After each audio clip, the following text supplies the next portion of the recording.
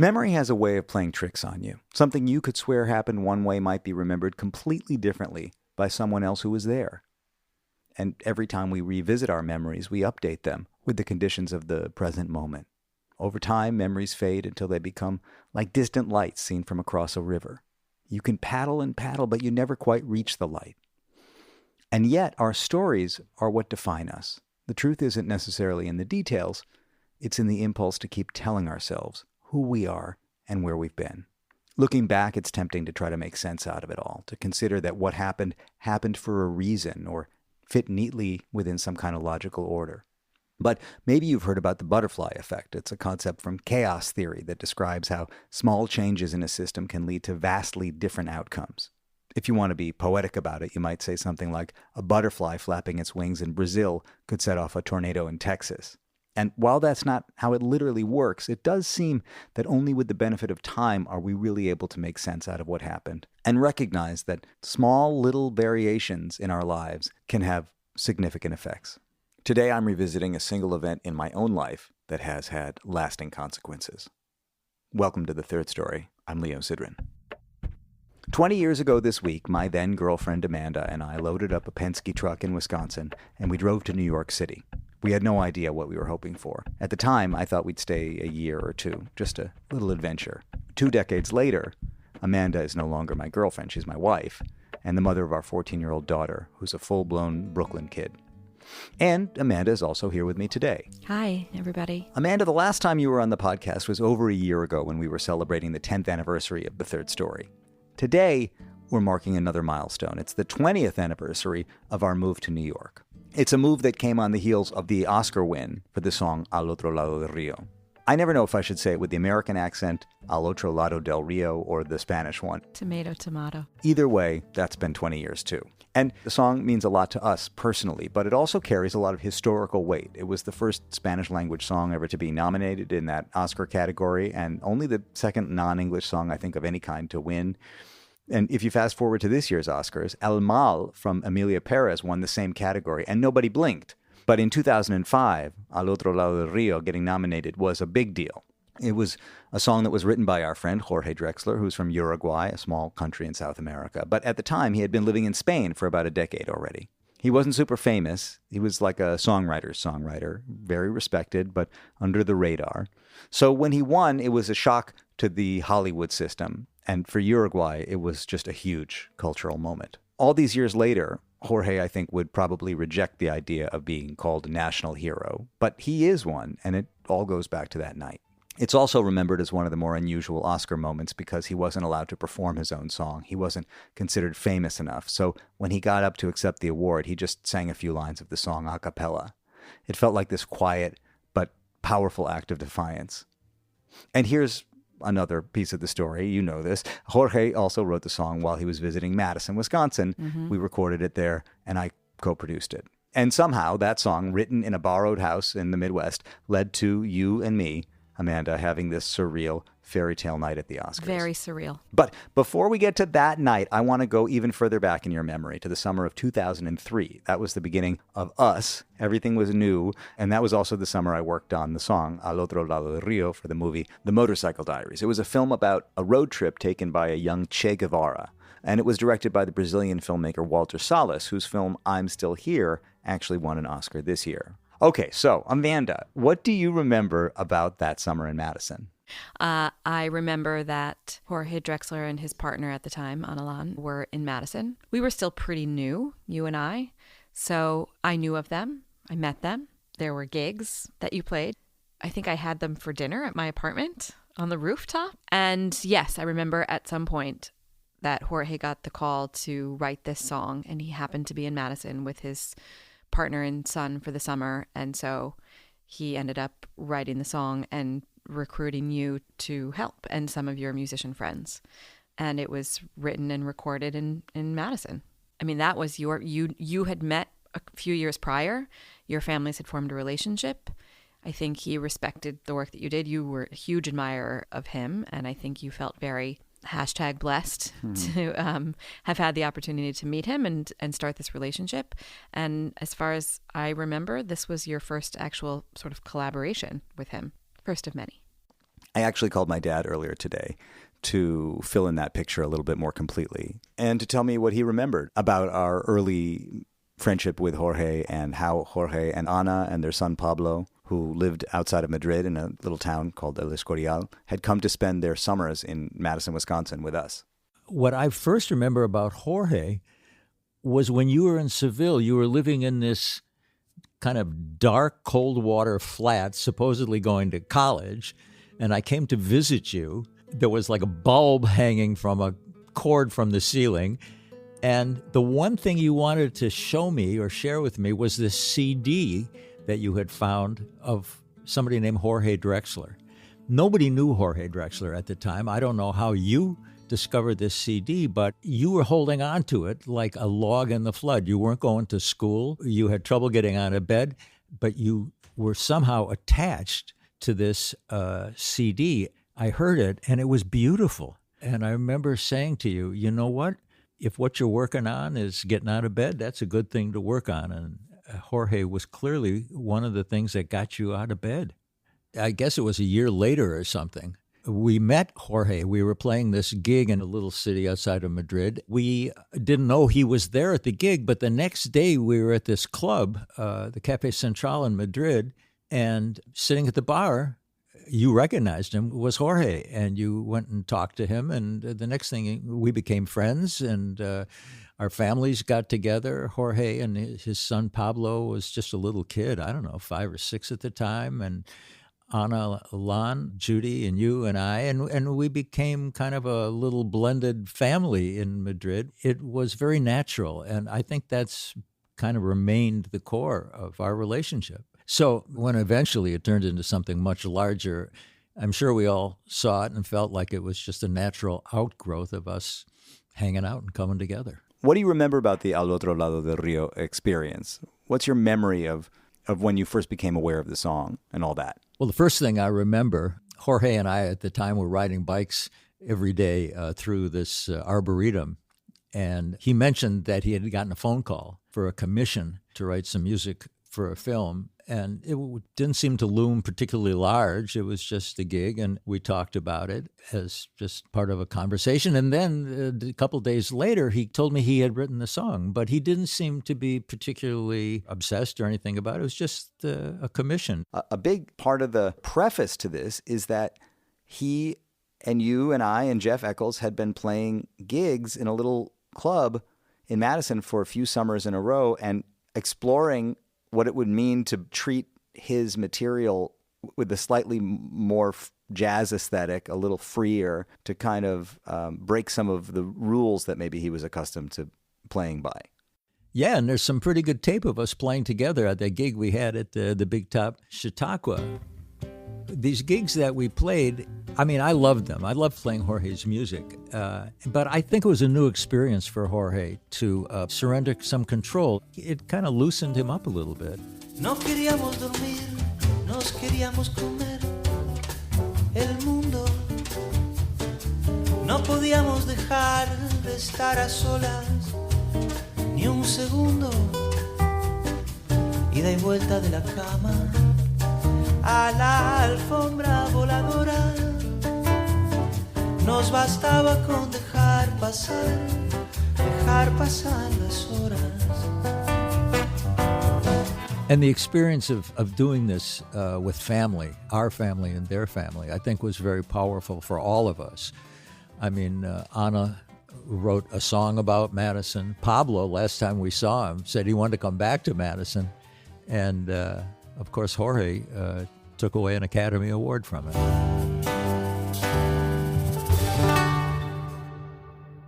Well, yeah. And when I talked to Jorge about it, he basically confirmed everything you just said.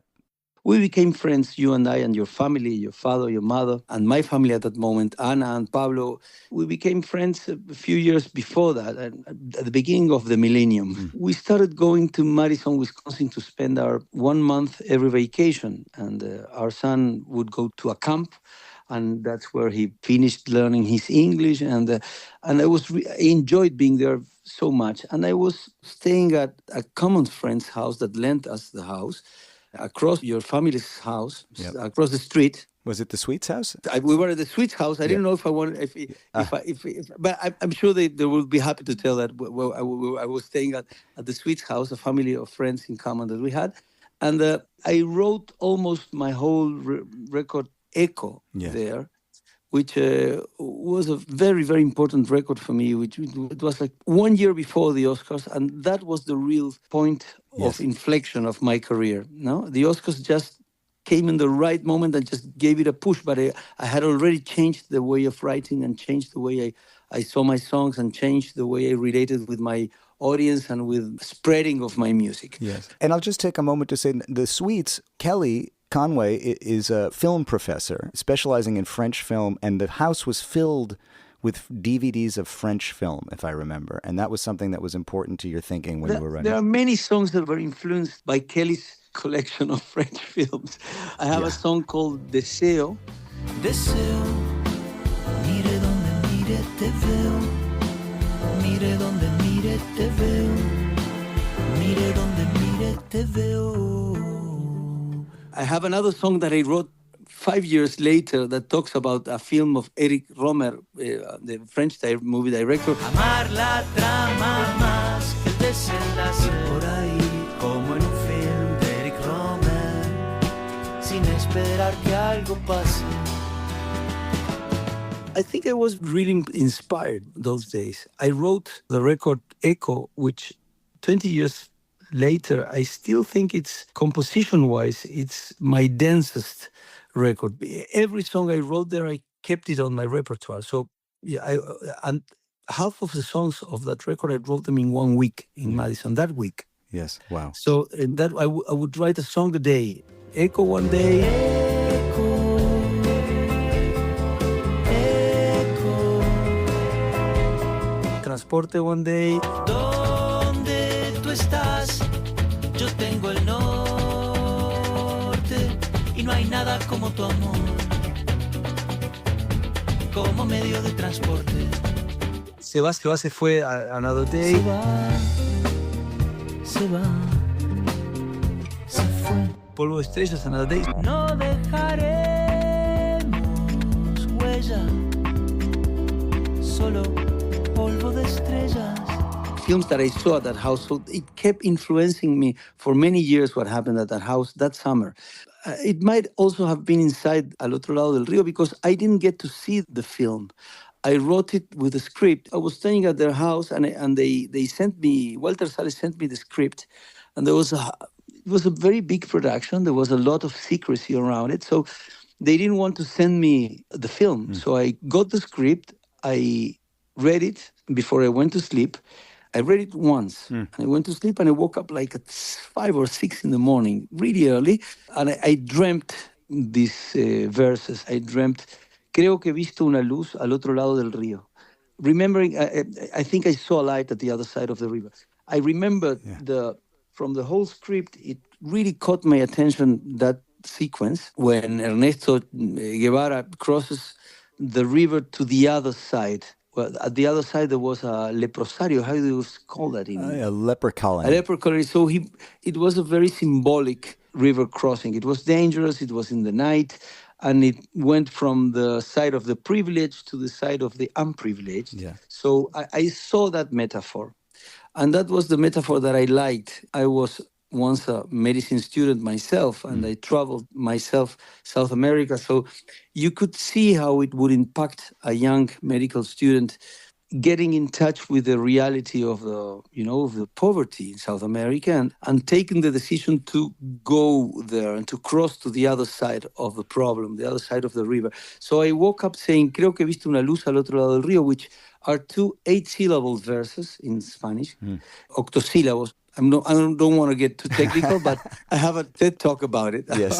So you can go, it's called Identity and Poetry, something like that.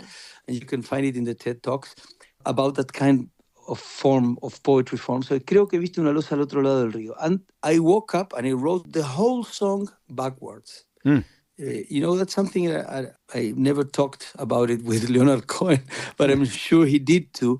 There's many songs where he goes around in a long round verse until he comes to the last chorus, 1,000 kisses deep, for example, no?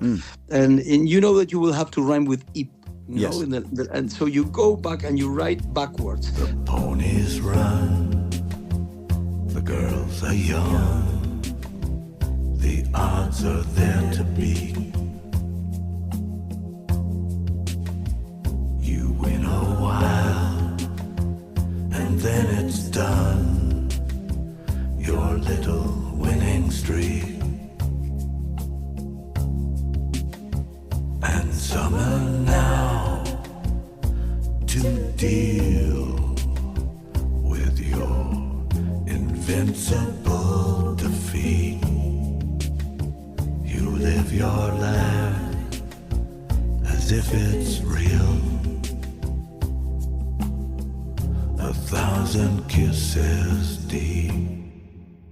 And that's what I did. I said, creo que he visto una luz al otro lado del río. Clavo mi remo en el agua, llevo tu remo en el mío. Creo que he visto una luz al otro lado del río. So you go back, I put my row on the water. I'm carrying your row in mine. Yes. So we're rowing together. Your oar. Or, see, I think I saw a light on the other side of the river. And you have a version, a better version than the one I'm giving in English of that song, you know. Yes, it's true. Years later, I did my own adaptation of the song in English, and we called it Row On. And I translated those lyrics as closely and as poetically as I could.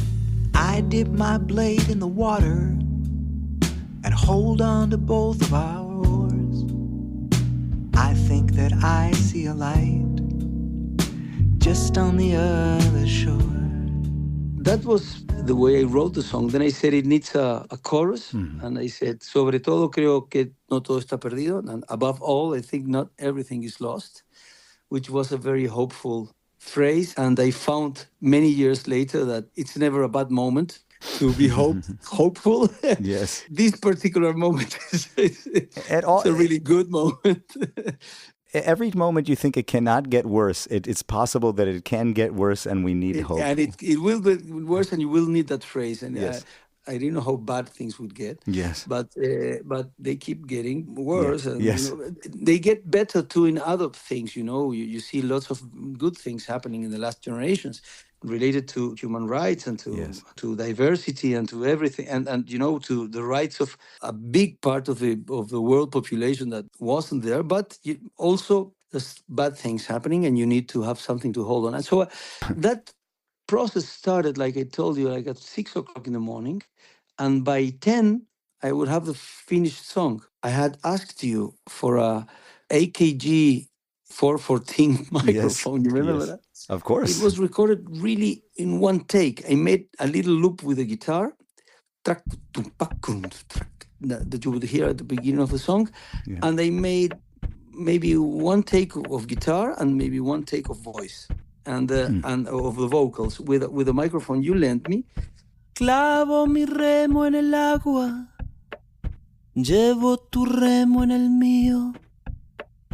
Creo que he visto una luz al otro lado del río. By 10 or 11, when I started thinking that it was late enough in LA to wake up somebody, and I was very thrilled. I had this feeling that the song was good. So I was really eager to show it to Walter Salles. Walter had asked me to write a song to the famous goddess of singing in South America, Mercedes Sosa. And I was really eager to send it to Walter so he would send it to Mercedes Sosa in Argentina. Because the idea was she would sing the song. She would sing the song. I wasn't supposed to sing the song. She was supposed to sing the song.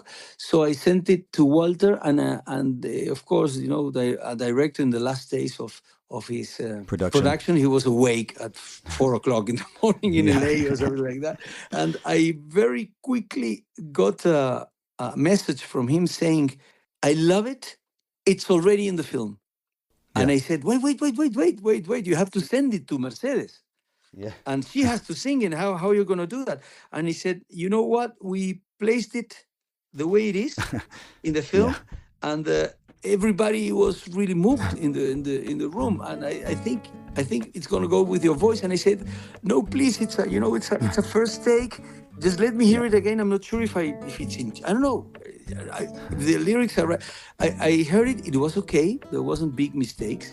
The only thing And it took me a couple of days to convince him to tell him, let me go to a studio and try to make a new take and make some arrangements. So, so it has a little bit more, a narrative. Let's put a narrative to it. So that's when I talked to you and I asked you to direct the production in Madison. So we went to Butch Vig Studios, Smart Studios, yeah. You did some beautiful arrangements and we made some strings arrangements. And we had Ben playing the piano, and the double bass was played by Jeff Eccles, magnificent work. And Anna Lang recorded some backing vocals, and you recorded the drums, and the arrangements were really nice. And I think we did the right thing going there and taking our time, but we couldn't get a better voice take. Sobre todo creo que no todo está perdido. Tanta lágrima y yo soy un vaso vacío.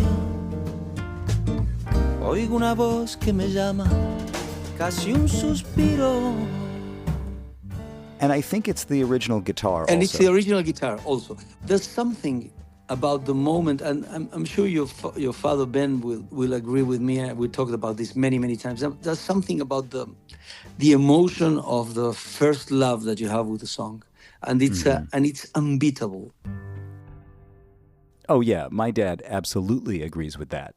Well, I'm a great believer in the first take and the magic that happens in the first take when you do something that's even a surprise to yourself. When you don't know what you're doing, you have the opportunity to rise to the occasion without being self-conscious. And there's a thing about recording where small and intimate plays very large. It captures the space around the music as well as the music. And that song is a great example of that. I mean, if you had come in the door with a 30-piece orchestra and a huge arrangement, the ultimate experience would sound smaller. It would sound compressed. But the fact that it's an acoustic guitar and a voice in a very intimate space captured the heart and soul of the song. It's a very intimate sounding piece of music.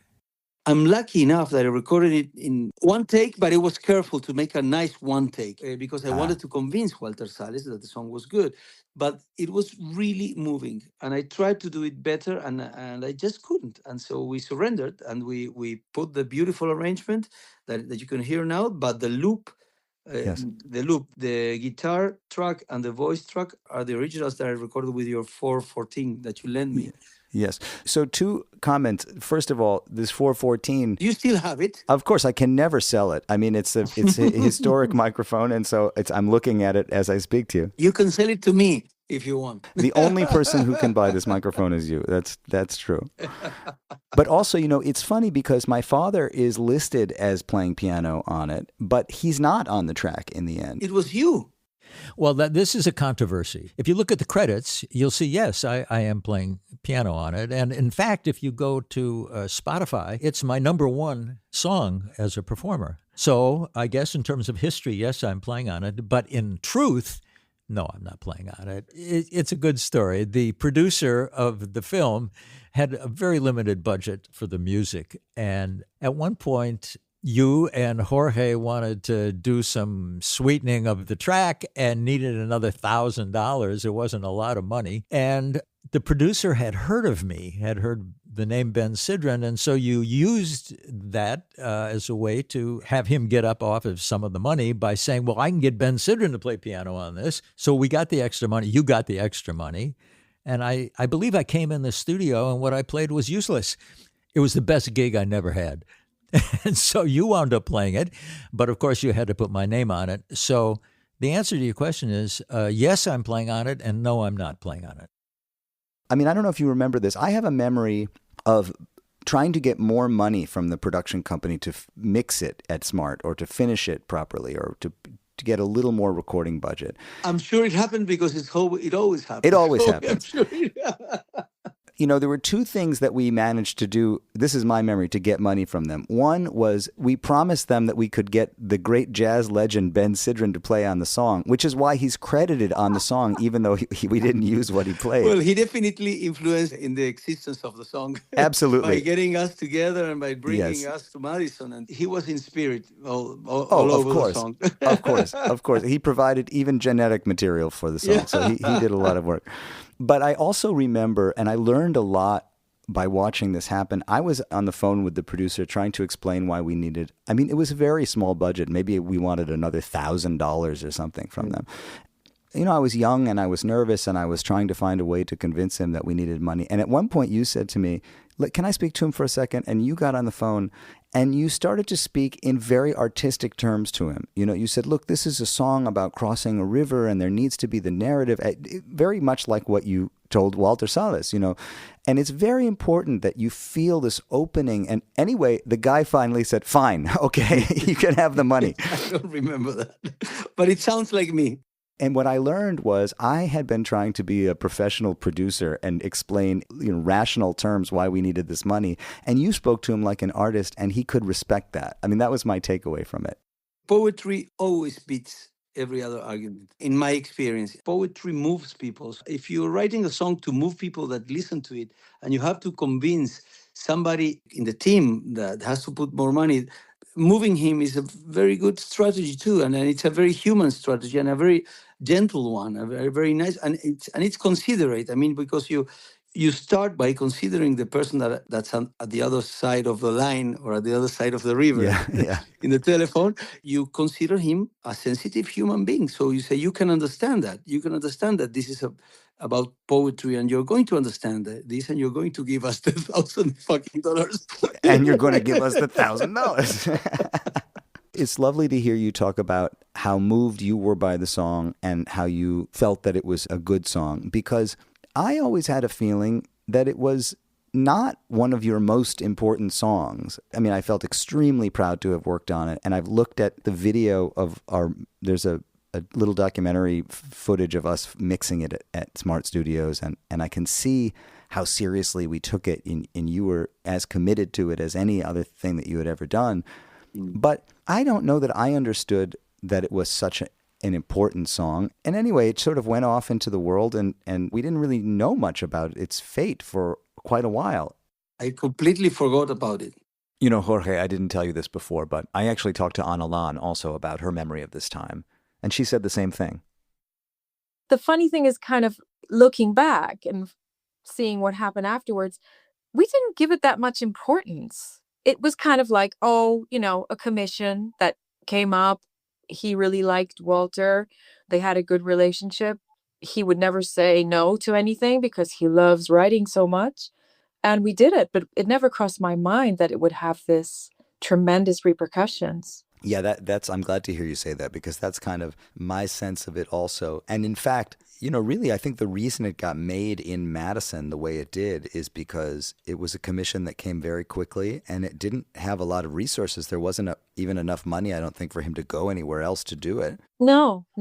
It was like, I remember I think I was probably miffed because it was our vacation or something like that initially. I think there must have been something of that, like, oh no, you're going to work? Yeah. And then just kind of, okay, let's do it. And nothing extraordinary about it. I listened to it last night, actually, because I wanted to sort of remember. It's such a beautiful song.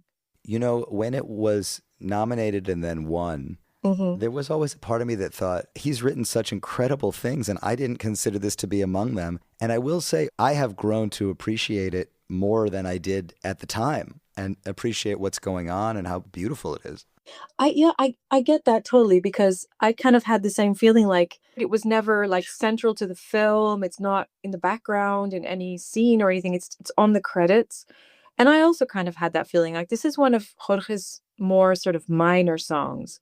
But listening to it last night, it's just really beautiful. I actually don't have any memory of the movie itself coming out or whatever the response to it was. Do you remember, before it was nominated, do you remember having thought about the song very much after that? Not in the least. I don't think the movie came out here in Spain before the Oscars. No, it just kind of faded into the background.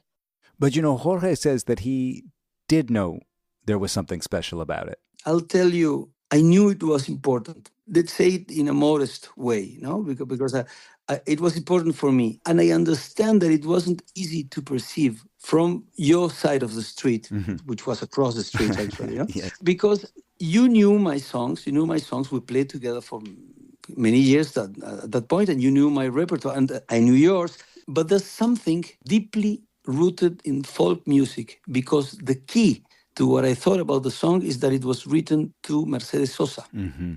It's a baguala, Yep. Boom, boom, ka, boom, boom. It's like a.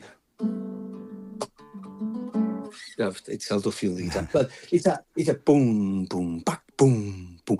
I took the most folkloric side of me to write that song, but at the same time, I used the harmonic world that I'm used to putting in my songs, which is more related to, to jazz or to bossa nova. So I realized that the song had this power of putting together different worlds. It was crossing its own aesthetic rivers, going from one side to the other and mixing folk music with a very contemporary language. And believe it or not, it was a sign of the times at that moment. And at some point, I think it had to do with the impression it produced in the people that heard it. There was something in the Spanish-speaking artistic world that was coming into sophistication without losing its root. When I wrote it, I said, I think I did a good song, Good song. for these times. And I think I nailed it for the movie. I didn't know it. Of course, I didn't know what was going to happen. But I said, I understood Walter Salles, although I was very sad at the beginning when he didn't call Mercedes Sosa. I was so looking forward to having a song of mine sung by her, which it happened later in another song, in another couple of songs. But I understand that he wanted like a contemporary voice on it, a voice that took it out of the root of direct folk, traditional folk Latin American music. And also the way we produced it and that you arranged it, it had something to do with the place that we were in Madison, the moment that we were in, the environment that we were in with the jazz musicians environment. So I think it make it understandable to North American ears and at the same time to South American ears. That's why I thought it was an important song.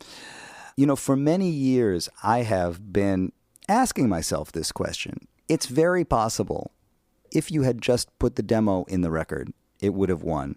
And it's very possible that if you had gone to work with your team that you were working with at the time regularly in South America, and they had done something that played more with the tropes of folklore, it would have won. We don't know that. What we do know is that this strange collaboration that brought, a Uruguayan singer-songwriter to Wisconsin to make a song for a film by a Brazilian director is the thing that won. Yeah. It never occurred to me that it won in part because of the conditions in which it was recorded. I always thought at the time, these conditions you're dealing with them because it's where you find yourself, and you had to do it with us in Madison. But I love thinking part of the way that it communicated, especially to the Academy, because ultimately the song had to be voted by a largely American committee. Maybe it was helpful that it had a little bit of that non-folklore sensibility in the way it was produced. First of all, I want to tell you that I do think it had to do with it. And I do believe that we did everything in the most unconscious way. Yes. I didn't think of that at the moment, but I was involved in jazz music, Yes. in playing with you and your father and with Jeff. And so it was really natural to say, I always try to work with the elements I have around me at that moment and at that time. So it was the natural thing for me to say, oh, no, let's not search in Chicago for a guy that plays the bombo legüero and a guy that plays, Latin percussion and maybe a traditional guitarist. I'm sure that there are some, yes, because it's a big city. But so let's do it with what we have here. Yeah. But at the other time, I want to say, I think part of the effect the song produced, it was obviously related to the great success that Spanish language was starting to have in the United States, and it just kept growing. So I always saw that people at the Academy, North American, English-speaking base Yeah. mainly, Yeah. artists too, and people of the cultural industry, found a way to show their appreciation to what the Spanish language was opening in the United States, their appreciation to the movie, which also held some political controversy because it was a film about Che Guevara. Yeah. So it didn't get one of the main Yeah. nominations. It got only Best Song and Best Adapted Screenplay. But they wanted to show that appreciation. And the fact of the song being introduced, wrapped with a language that they could relate to, I think it had to do too. So they could feel at home Yeah. while relating to, this foreign, acute, politically song that also spoke very metaphorically. And people, although they don't understand everything in the lyrics, they understand that it's not a slogan. Yeah. And it's not Or an anthem. It's not made as an anthem. it's not an anthem. Although at some Yes. point Yeah. it became a little bit of that, but it wasn't meant to be. It was meant, a really heartfelt song. But I think it really worked for the movie, and it actually did. It actually worked for the movie. And this was 2003 when we recorded it. Or 2000? Yes. 2003. Yes, 2003. Yes, 2003. It came out in 2004, and just remember what we were listening to those days. We were listening to 69 love songs and of I interviewed him yesterday. I just interviewed Stephen Merritt. That's amazing. Yeah. So we were listening to music that would mix, acoustics music with string guitar and with soft voices.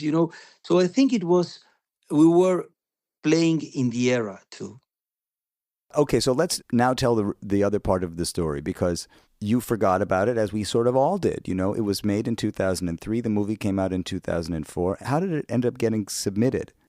I don't think the production company paid a lot of attention to that song that appeared. If you remember, it appeared at the very end of the end, when the lights of the cinema were on already, which it ended being a good thing, because I think at that moment you're between reality and dream. So it's a good moment to hear a song that's moving. So it had a magnificent score by Gustavo Santaolalla, and everybody thought that the score was going to be nominated. We were all thinking about that. And someday I would just call Focus Feature for something else. And the girl that answered the phone said, "By the way, Jorge, I have to tell you this. The Oscars are coming, and your song can be part of a Best Original Song category nominee. You have to send it yourself." So she sent me the address. And I just filled up Wilshire Boulevard, 37, I don't know how much, Academy of Awards. And I put the form in an envelope and I sent it urgent, because she said, "You have 1 week to do it. It's ending next week, so you better do it now." Nobody did it for me. So I ended up doing it myself. And I sent that letter and I completely forgot about it. I don't know when I sent it. I think maybe October 2004, something like that. And I completely forgot about that. I was completely sure that the Oscars had already happened. Yeah. I didn't pay much attention about that. And I got this phone call from a radio in Barcelona saying, "We want to interview you." I was driving the car for your Oscar nomination. And I said, "Come on." and I hung up. And I said, "Well, who is this?" So I hung up. And the moment I hung up the phone, I had in 30 seconds something like 25 lost phone calls. So I pulled out the car off the road and I answered the next phone call, and it was from another radio from Argentina saying, you have been nominated to the Oscars 2 minutes ago. I said, "But didn't the Oscars already happen for that movie?" I mean, I'm always really unaware of the dates. And that was it. It was actually nominee. I talked to Ana about the day it was nominated, and also how you then prepared to go to the Oscars. I mean, you were living in El Escorial. It was like traveling to another planet. I was on the train. We were living, outside of Madrid, and I was on the train on my way down to Madrid, it was in the morning, and I got an ecstatic call from him saying he'd been nominated for an Oscar. And I think it was January. I remember it was cold outside. There was snow on the ground. And I was just completely flabbergasted. I don't know. It was so out of my experience to that time, to that moment, that I was just really, really amazed. So you made these plans to come to LA for the Oscars. What did you do with Pablo? Oh, well, I mean, the whole thing was insane because there were all these things to decode, like what the hell is black tie and stuff like that. And there was a woman who helped me in the house and stuff. Yeah. So we actually paid them to stay and look after Pablo. And I actually think that was really hard for him because I do remember afterwards, I remember being with him on a beach in Uruguay and him asking me, how do you write stupid mommy on the beach? Oh, God. He was very angry at us for having left him behind. Yeah. Rightly so. Right. Yeah. So you did the decoding and one of the wonderful gestures, and when I think about it, it speaks to the nature of the relationship between our families that I was invited to come out and hang out with you during that week in LA, and Amanda was invited because, I mean, it's not necessarily standard to invite the co-producer of the song to the Oscars. That was I have a really, really good memories of that. I think we were there for, what was it, a week, 10 days? And I just remember it being so interesting and so fun. Part of that, I think, was this sense of really being outsiders who had been invited into like a club or like a private space that normally we just would never get to see. Exactly. Okay, Amanda, I think this is the part of the story that you do remember well. Once the song was nominated, Jorge and Ana invited us to go to LA for the week leading up to the Oscars and spend it with them. Yes. And we did spend most of the week with them, and we went with them to all kinds of places. But the one place we couldn't go was to the actual Oscars ceremony because I was not entitled to have only a the ticket. songwriter gets invited to the show and gets the nomination. And the award. Yeah. But basically, they said, come for as long as you can. We'll take you with us Wherever we everywhere can. else. Yeah.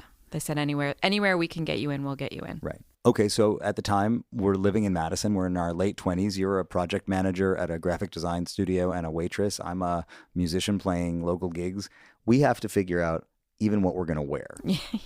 We don't even know where we're going to wear this stuff, but we got to have stuff to wear. Yeah. You took me to Marshall Fields and I bought a black with white pinstripes suit. You were completely screwed. Like, what are you going to do? Yeah. If the stars align and you happen to find yourself among the Hollywood elite, what is this waitress project manager from Madison going to be wearing at these events? It was a disaster. I mean, I thought I did pretty good at the time, but looking back on it with what I know now, it was pretty much a disaster. What did you choose to do for your big event piece? I mean, for the big show, I bought a dress at the gift shop at the hotel in Mexico where we had stayed. And I thought it was pretty fabulous at the time.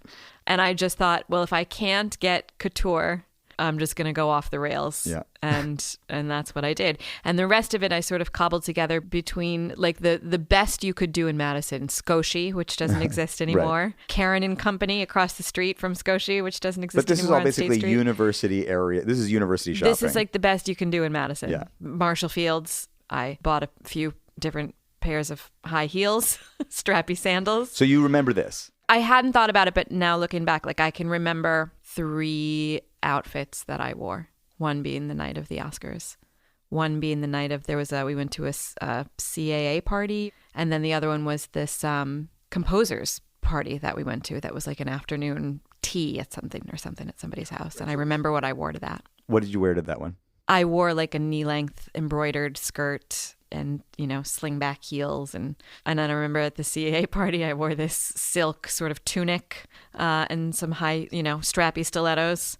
It's coming back to me now. It's very funny now when I think about it. I thought I was pulling it off, the best that I could. Well, we were really dropped into the jungle. I mean, it was crazy. That week leading up to it, yeah, we went to all these parties. Like you say, composers. I mean, it was John Williams, I remember. Yeah. And I mean, the composers, I don't really remember, but the CAA party, it was like Clive Owen and Adrian Brody. And imagine being at a Hollywood party And that's what it was like. 95% of the people in there were recognizable celebrity faces. Oh, and there was another night we went to some Latin awards. Latin awards. Yeah, also. Exactly. Because we were traveling basically in the world of Latin Hollywood. Right. So it was like Maria Full of Grace that year was the other big one. Right. We did have a lot of access. I mean, we went everywhere with Jorge and Ana. Yes. I took meetings when we weren't with them. I ran around the city to meet with other people. Yes. To try to schmooze and see what it could. Yeah. And it was very interesting. I mean, here I was, the co-producer of this Oscar-nominated song, so I could get into any room I wanted to get into. But I was clearly on the outside. I had no idea how the business worked. I was trying to figure out, like, what do I even do with this nomination? Right. Who are the people you talk to? What are the questions you ask? What are you trying to... What am I trying to get? Yeah. What is the thing that I might try to do with this? Right. And do I have to move to LA? Do I have to move to... We started to talk about leaving Madison at that time. So now the night of the Academy Awards, we didn't have tickets to the actual event. We were staying with our friends. At the time, they had twin teenage girls. Yep. They were probably Sol's age. They were probably our daughter's age. I think they were maybe 15. Maybe. A little older than Sol, but yes. They thought we were just the coolest. They did. Yeah. Shockingly, they did.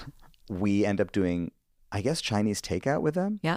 Sitting in the basement in like the rec room, watching the show, eating Chinese takeout. But we also had a dinner plan to go out with your friend Mike Rock.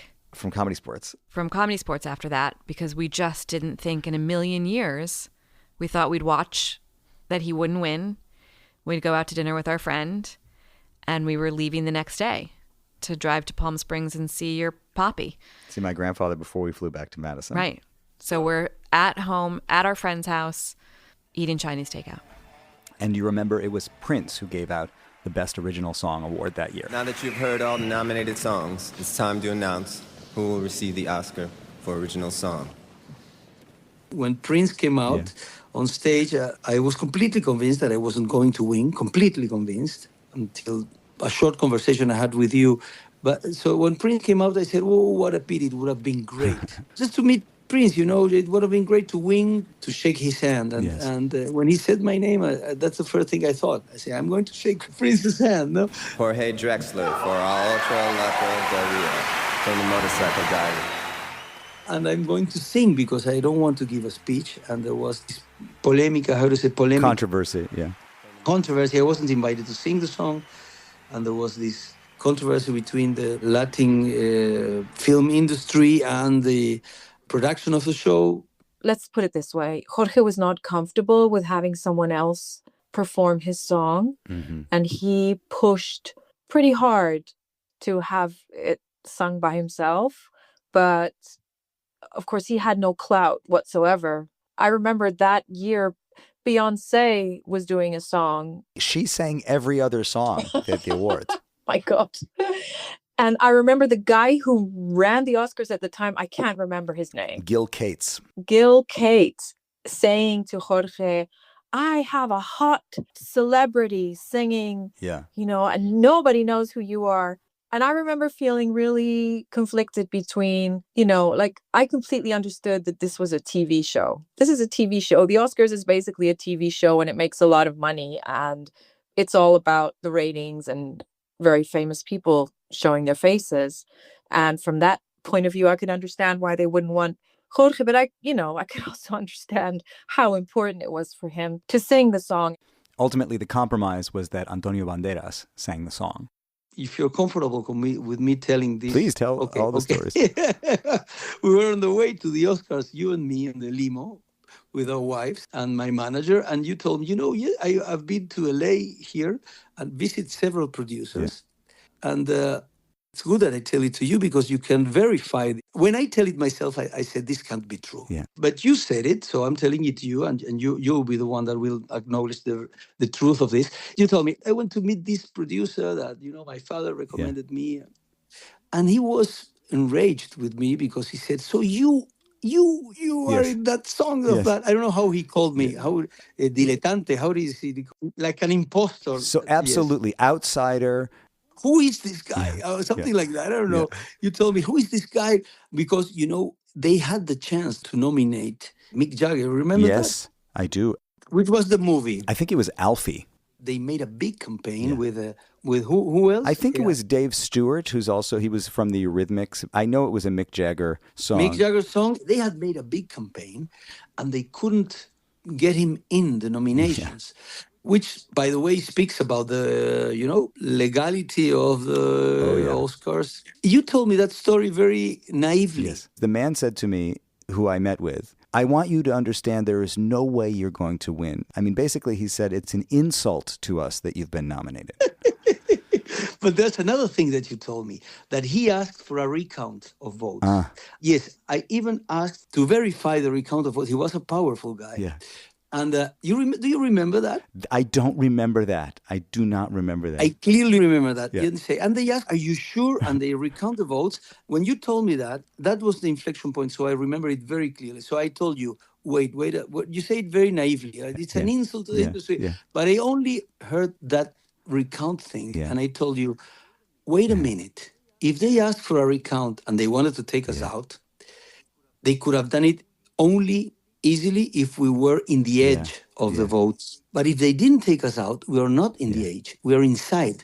And I got this panic, this small panic attack saying, it's not impossible that we win for the first time in many months. But I never thought I was going to win until you said that. And I said, wait, I don't have a strategy. And the day before, I gave a speech in the Latin American artist community, something like that, that they gave me a prize, a very nice one. And I made this speech bilingual, and it was a complete mess. I started by saying I'm the son of immigrants and the grandson of immigrants. And I made a mess talking, and I moved to English. And they said, oh my God, what if I have to give a speech in the Oscars with every actor I saw in the movie sitting in the front row, It looked like the wax museum. So I said, I'm going to be terrified. So at that moment, I took the decision, if it happens, I'm going to just sing. Yeah.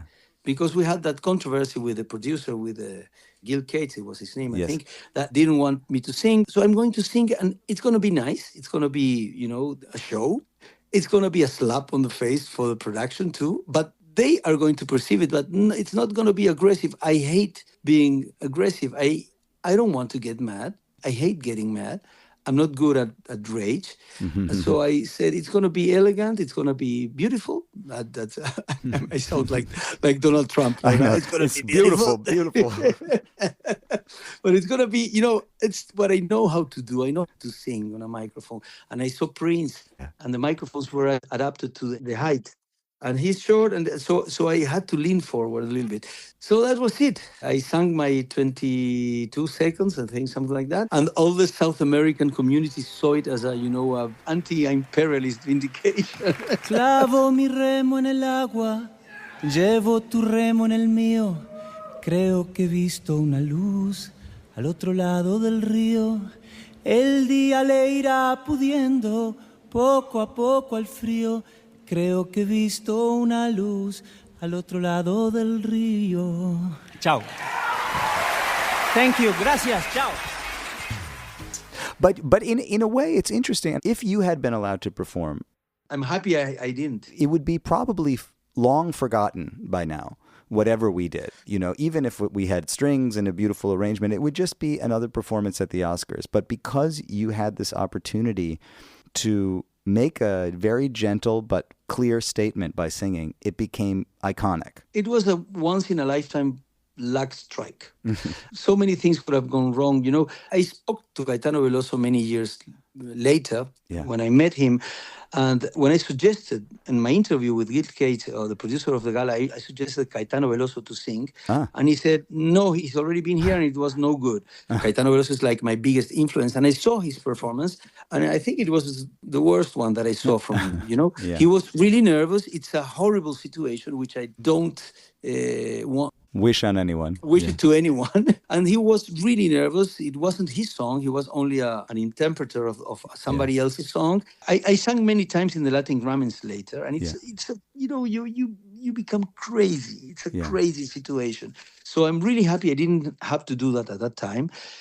And I got to sing a cappella, and it's still today remembered as some people consider it a revolutionary gesture. Some other people consider it an elegant gesture. I'm happy with what I did. Many people saw the statement, not the fact that it won, but the way you won it when you sang the song, as a political statement of some kind, or as an anti-imperialist statement, or they could project whatever movie they wanted to onto the screen of you singing it.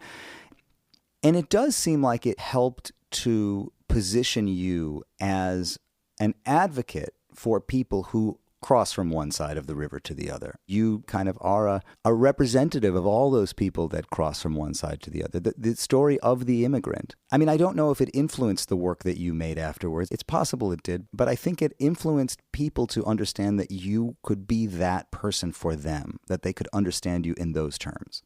I'm sure it influenced what I did, although I really tried not to guide what I did after that. Yeah. First of all, I don't like heroes. Yeah. I don't want to be one. I did everything that was in my hand to avoid being treated like a hero in Uruguay. And there was this plan to, many homenajes, Yes. how do you call that? Tributes to you. Tributes that I rejected, and I entered Uruguay in a silent way to my father's 70th birthday, and that happened in March, a few weeks after that. And I like to address things like Leonard Cohen said, that he said in this Príncipe Asturias speech, when you face adversity, and you will, do it with kindness and elegance. And if one is to express the great inevitable defeat that awaits us all, it must be done within the strict confines of dignity and beauty. So you can see it in the way that you want to see that gesture, but I think I was very lucky. I think I was brave enough to sing in that circumstance. My voice was trembling a little bit, but not too much. I think that was the most heroic thing I did that night, to keep my diaphragm steady to sing. Yes. And I don't know, I didn't think very much at that moment. I remember the moment. I remember it very clearly, but I didn't get to think very much, Which is good. For me, it has a kind of a bittersweet element because the microphone was really low because it had been set for Prince, who introduced him. So Jorge had to bend down and sing. Did he tell you he was going to do that? No, he didn't, but I kind of suspected it. Yeah. Yeah. And I remember when they said his name and he walked up to the stage, I was suddenly alone in that big auditorium surrounded by people that I didn't know. And Antonio came running down. He was on the third floor or something. He came running down to give me a big hug. And I just remember feeling so grateful for that. Oh, thank you. Because, then they go up on stage and then they go backstage, and I didn't know what was going to happen. We weren't there we didn't have a manager or staff or anything. It was just us, and we didn't have a team in place in the auditorium. So I really didn't know what was going to happen. Meanwhile, back in the rec room of our friend's house, eating their Chinese takeout and watching the show on television, he wins. He won. And we don't know what to do. We jump up.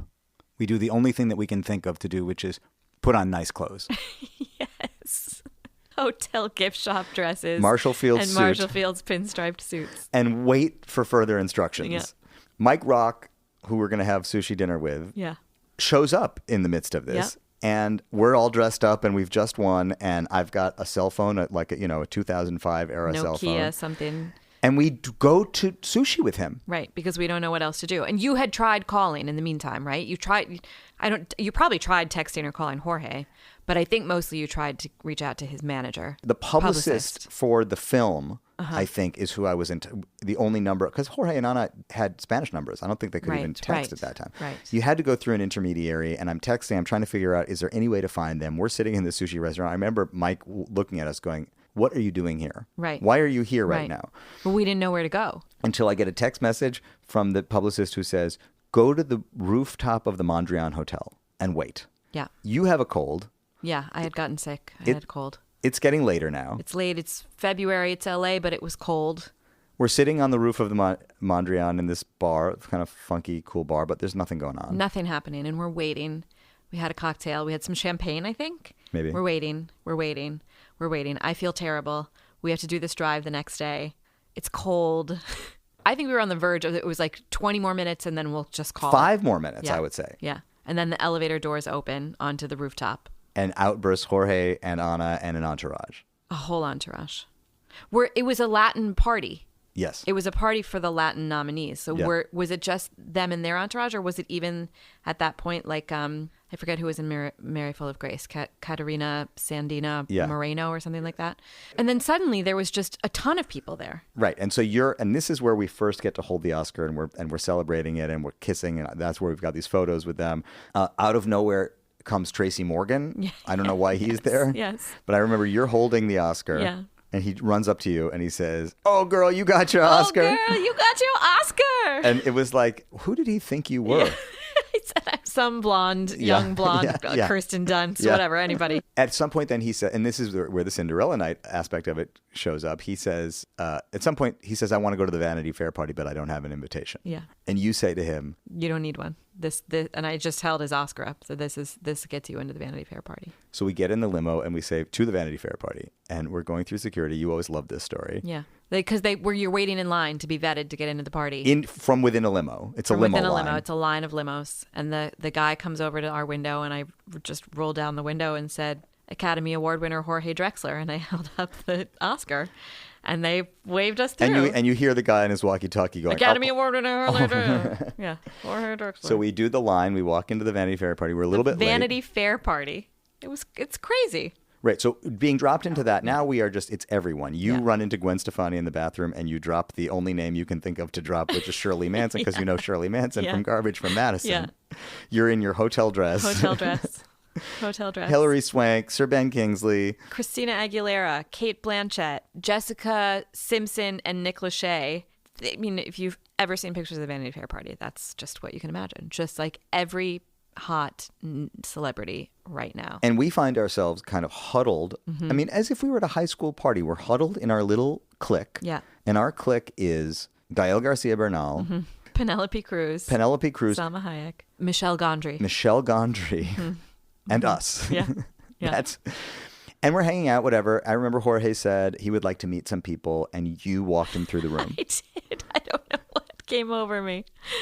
Sir Ben Kingsley, this is Academy Award winner Jorge Drexler. I just was doing that.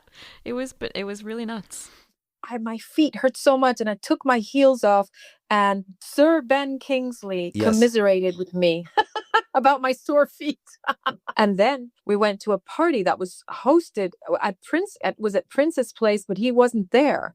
While we were still at the Vanity Fair party, Gael Garcia Bernal says he wants to go to a different party now. Yeah. And he writes down an address on a piece of paper. Mm-hmm. Gives you his cell phone number. Yeah, somebody take my cell phone number. I've quickly volunteered to take it. And he writes down an address on a piece of paper. We hand that address to our limo driver, who then takes us to a parking lot on Sunset Boulevard. Where they give you another address. That's where they give you another address. And then we spend an hour in a traffic jam. In the Hollywood Hills. Going somewhere. We don't know where we're going to go. Where everybody else is going in limos at the same time. Yes. Limo traffic jam. Yeah. And our limo driver says, I've only ever seen this kind of thing one time. If it's a Prince party. Right. And it turns out I don't think it was a Prince party. It was just that we learned it was at a house where many parties are held. Right. But we get out of the limo finally. The thing that I remember is as we're walking in, Natalie Portman is making out with her Israeli boyfriend in the front steps of this house. Right. And Rick Rubin walks out of the house with Lars, the drummer from Metallica, jumping on his back. And I walked up to Rick and I was like, "My name's Leo Sidran. I produced the song that won the Oscar tonight. I was very moved by the article that I read about your relationship with Johnny Cash." And he was like, "Oh, congratulations." Yeah. We walk into the party. Leo DiCaprio walks like past us. Adam Levine. Again, just banana. It was just crazy. Right. Just everywhere you looked. I just felt like I was standing in the corner with my jaw on the floor. And I really felt that trip, that LA is kind of a transactional town. And certainly in that scene that we were in that whole week, it's like, why am I talking to you if there's nothing you can do for me? Right. And we didn't have much to offer. I remember offering the story to anyone who would listen. Right. We recorded this thing in my mostly in my apartment. Yeah. In Madison, Wisconsin. Yeah. It's the first ever Spanish language song to be nominated. Yeah. This is way more unique than anything else that's been nominated here. Yeah. It didn't come through any Hollywood machinery. Yeah. Nonetheless, we decide, and when I spoke to Jorge the other day, he said to me at the end of the interview, "I can't believe we left that party. I can't believe we decided to leave that party. He said, somewhere in that house, Madonna and Prince were hanging out, and we had to find them, and we didn't find them. Yeah. And he said to me the other day when I talked to him, the night you win your Oscar, you should go home and you don't know where your shoes are, and you should be a mess, and we went home too early. And I said, I don't know. I remember it being like 5 a.m. by the time we got back. We went back to our friends, Simon's house, slept for a couple hours, got in this rented, I'm going to say, Nissan Altima, and drove out to Palm Springs to visit my grandparents, where they took us to the supper club, announced to the waitress and everybody, this is my grandson. He just won an Oscar. Like last night. Yeah. Then we drove to the airport and got on a red eye home. We came home to Madison, and I went to the office.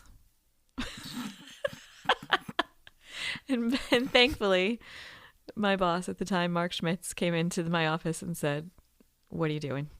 Go home." I probably looked terrible. And he sent me home. Jorge, I will say the only part of the story that I have to disagree with is that when I told you about my meeting with the man, and I remember who he is, I could not have told it to you on the way to the ceremony because Amanda and I did not attend the ceremony. We didn't get tickets for us, so it would have been the night before or the... Wow! We were going to another... Wow! Yeah. Yes, we went to many things. Yes, that week we went to many events together. I do have a photograph of you in a limousine. No, me too. The photo I have is of you taking the photo of me in the limousine. Where were we going? The night of the Oscars, we went to the Vanity Fair party, and then we went to the party in the Hollywood Hills, in that crazy party. And that's when we were in the limousine. You have to explain that to me later, because I'm sure we had that conversation first. So maybe we had it on the phone and I mixed it up. Or maybe we took another limousine together that week. There were many limousines. Yeah, I think so too. Environment. It's a limousine-rich environment. If you hadn't been there, I might have not perceived there was a chance that we could have won. Yeah. And I wouldn't have been prepared for that. That short pre-preparation. Did you come with us to the ceremony and stayed out? Maybe in the limousine? Maybe No, I know it's not true. I believe I had that with you, and if you remember it in a limousine, I'm sure I told it to you in a limousine, because it is a limousine-rich environment. No. Memory plays tricks. But if you hadn't been there, I might have not known about that story, and I might not prepare myself to sing, which was as important as the prize itself. So... thank you again. Oh, man.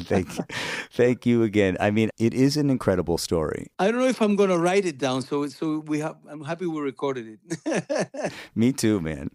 So, Anna, when it's all over, we said goodbye. I realized we said goodbye because I then drove out to the desert to see my grandfather before flying back to Madison. And I don't know what became of you. What do you remember about finishing that trip and then going back to real life after that?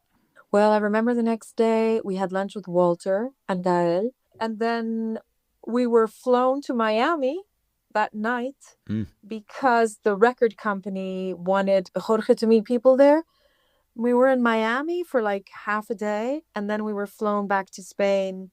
And when we landed in Spain, the next day we had a press conference, which I remember was kind of weird because I remember journalists asking really sort of loaded questions and Jorge getting quite annoyed, because he was not a big name in Spain until he won the Oscar. I mean, people knew who he was. Everybody in the industry knew who he was. And he was more of a name in Argentina and Uruguay. He got really big in Spain after the Oscar, but there was a slight kind of, who is this Uruguayan who is sort of representing Spain in a Brazilian film? Mm-hmm. Like, do we claim him as ours or not? Mm-hmm. Yeah. There was a moment of that. And that was very palpable that day. Yeah, I do remember that. And then he was whisked away, I think. He flew away. He went to Argentina. And I don't know, he went on this whirlwind tour after winning the Oscar. I don't remember there being like quiet days at home. I remember we went to, he had a show in Zaragoza, and we went there, and we took Pablo with us, and that was at the period when Pablo was very upset about having been left behind. And then I remember we went to Uruguay at Easter to spend time with his family. We went to see the president of Uruguay at the time. How much longer were you together? Another year? No, we broke up 4 months later. So yeah, what can I say? I mean, I think he really deserves the career that he's had, and it's something that he really, really wanted. And I'm really glad for him. It's funny that he deserves the career that he has, and it's something that he wanted. And yet, I don't think anybody could have ever predicted that this would be the thing. I mean, you can't predict an Oscar. No, you can't. That really feels like fate, you know, like the gods, the gods fiddling around with destiny. Well, if it was a catalyst for his career in that way, I mean, it might have been a catalyst for your relationship or the end of it also. Yeah, I mean, it was kind of like the final straw in a way, because it meant that our paths really diverged. And I couldn't find a way to accompany him on that road. I was looking in a very different direction. And, you know, I mean, looking back, I think of the many ways that, you know, my responsibility and all of that. And I regret many, many, many things. But I'm really glad I was there. I'm really glad I was there. And I'm really glad I was a part of it. And that I got to see that. We were living in El Escorial at the time in the mountains outside Madrid.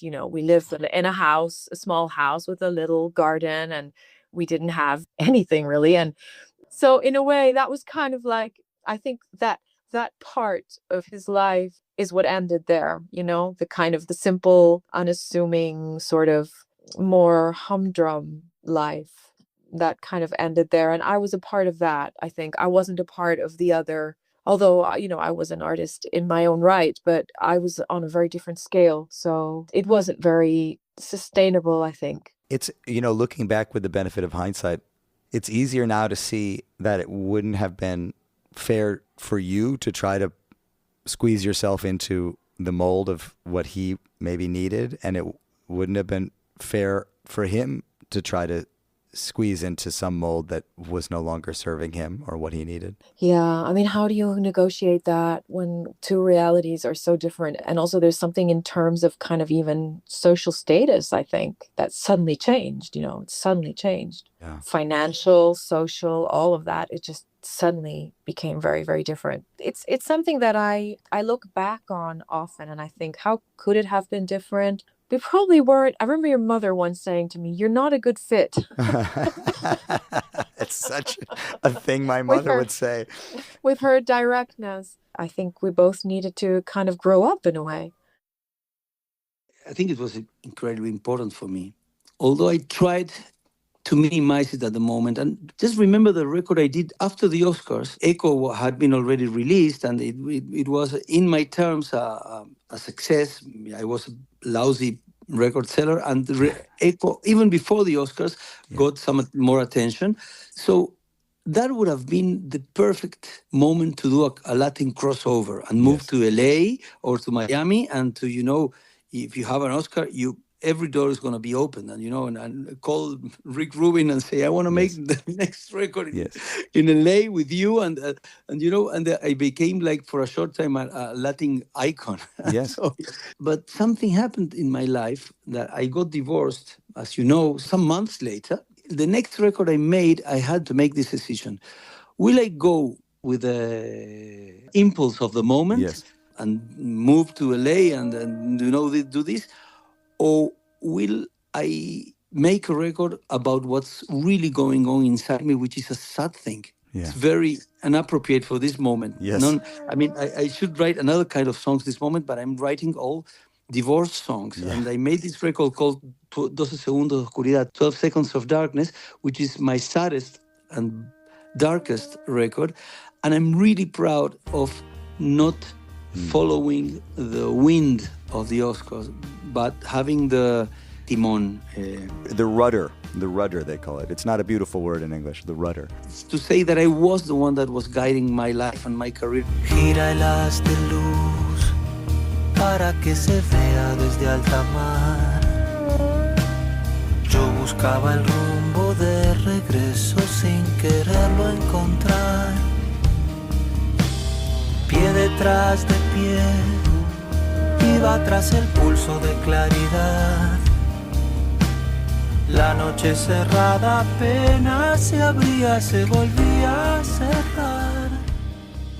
That was a very important moment for me. That, I didn't use that moment to jump ahead.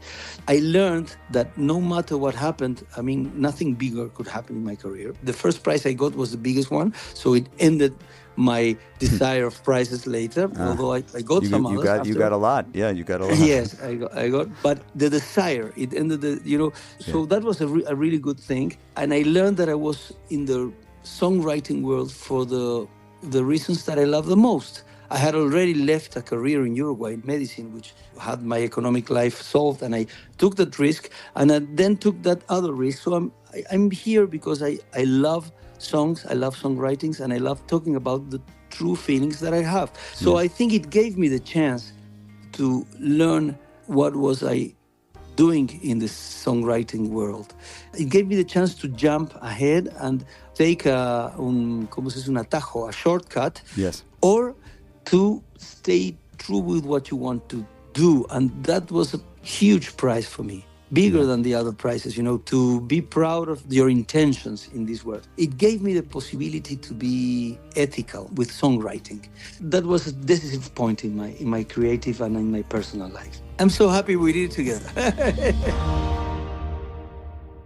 I've always had a tremendous love and respect for your music and you as a composer and a musician. I always felt you had a natural affinity for it. When you were a little kid, literally 6, 7, 8 years old, I was a fan of your music, and I didn't encourage that so much as I just watched it. I always thought that the music business was a very tough business, and I didn't want to encourage you to go into it, but it was so natural for you. You just loved it. You took to it. And when you guys won that Academy Award, I felt validated. I felt like, I wasn't crazy, that you do have a gift, that you have a natural gift for music. And when it happened, I immediately saw this as an opportunity for you to move to a larger city. It's so unusual in the music business to be able to go to a big city and get your phone calls answered. And here it was. Here was your opportunity to do that.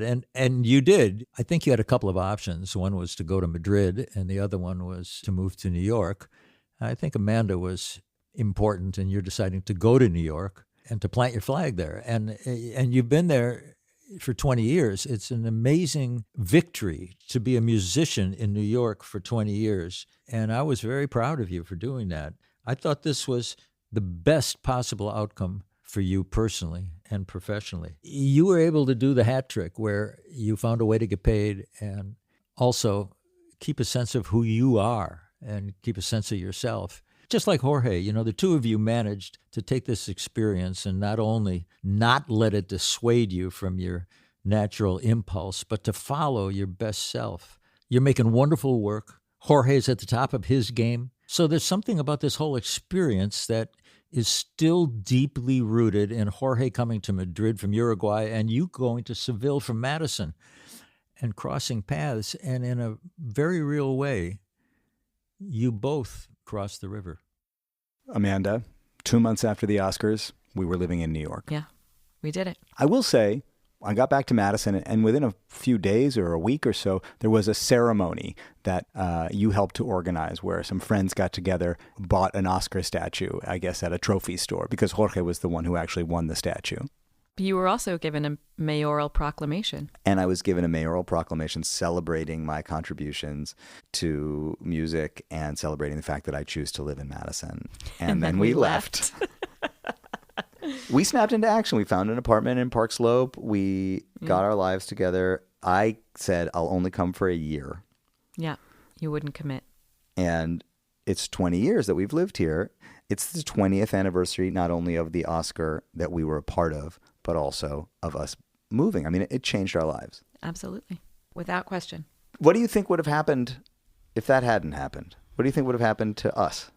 Life is funny. It's hard to know. It's anybody's guess. If we had stayed in Madison, if we would have gotten here some way else. I feel like that was the only thing to get you to agree to leave. You were big fish, small pond, and that suited you just fine. And if it hadn't happened, I don't know that I would have gotten you here. Certainly not that quickly. It's hard to imagine. I have this memory, and I think it was the night that it won, of you saying to me, okay, Yeah. Can we go now? can we go to New York now? Yeah. Honestly, for me, when I think about it, what I celebrate the most, the thing I'm most proud of, is that it was a project that really was born out of desire and love, family relationships, friendships. There was nothing overly ambitious about it. There was no way to predict how that success could possibly happen. It just was something that almost felt inevitable. And I'm so proud that if I'm going to have a credit like that, or be a part of a project that wins the biggest award, that it was that one. I snapped into action this week because what happens with this podcast sometimes is, there are some episodes that are scheduled far in advance, and then there are others where they kind of drop on me, and suddenly I go, oh my God, I got to get this thing done this week. This is so important, and they tend to be the most ambitious ones. Yeah. So this week I had to align all these interviews, and the hardest one, of course, is to talk to Jorge because he's so busy.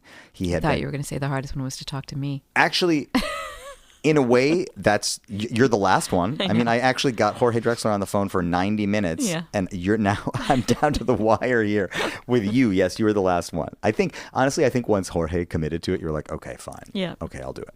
Some of the things that are not covered in these conversations are covered on my Substack. I don't even think you know my Substack link. I wouldn't be able to say it to the listeners right now. I mean, you know it in your heart. I get the email and I could click through it, but I can't tell you what the link is. Well, if you want to get the email and click through it, it's leosidran.substack.com. And that's an easy one. I'll remember that maybe. And I'll post some photos there, and I've got some video. I actually have some video recording of us mixing otro, lado del rio at Smart Studios. And we were so young and so beautiful, I have to say. Also, third-story.com, which has always been the website. That's kind of like the deep archive of all of these conversations and interviews that I've been doing for 11 years now. There are a couple of other episodes with Jorge. I mean, I have talked to Jorge over the years. So there's, in the archive, a lot of backstory that kind of overlaps with this. Yeah. So third-story.com is the place to find the deep archive, of course, the Substack. And you can just subscribe to it wherever you listen to podcasts. 5-star reviews. That's a really good thing to do. It's very helpful. It really is. Additionally, we are made in partnership with WBGO Studios. WBGO.org/studios is where you can learn about all of their award-winning content, including this podcast.